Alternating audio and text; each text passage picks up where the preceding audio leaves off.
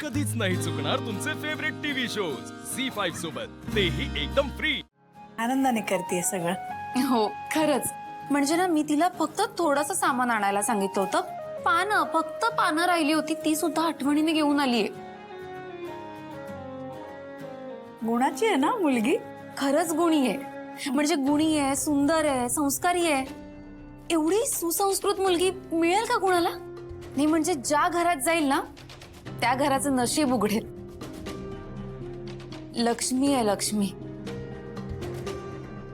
आई मी काही चुकीचं बोलते का? नाही म्हणजे तुला अशीच मुलगी हवी होती ना सून म्हणून. हे बघ आणि आता सगळं कसं छान जुळून येत आहे. आई तू आशूच्या आनंदाचा विचार कर.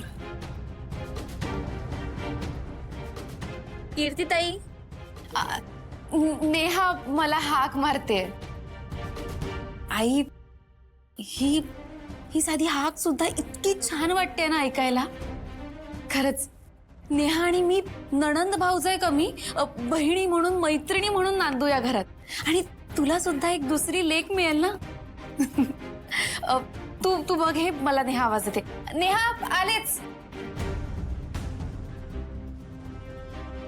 ताई, अगं नेहा का आलीये? का म्हणजे मदतीला आली आहे. हो पण अशी अचानक.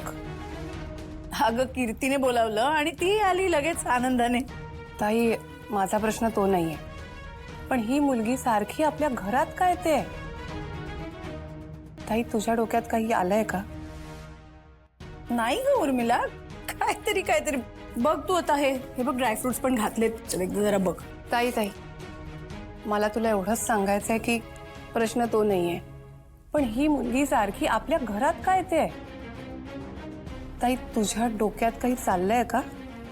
अगं काहीतरीच काय उर्मिला, असं काही नाहीये. जरा बघ ना, ते मी परतायला हवंय अजून का बघ जरा. ऐक ना, तू जो काही निर्णय घेशील तो घाईघाईत आणि रागात घेऊ नकोस. त्याची काळजी तू करू नकोस उर्मिला. घाईघाईत निर्णय घेतल्यामुळे काय होतं ते बघितलं ना मी. शिवा आणि आशूचं लग्न झालं आणि ती शिवा गळ्यात पडली. पण ह्या वेळी असं काहीही घडणार नाही याची काळजी मी नक्की घेईन.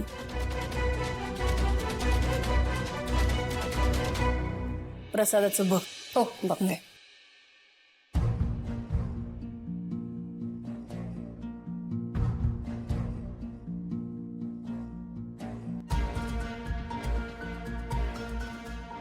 मला तर शिवाचीच काळजी वाटते.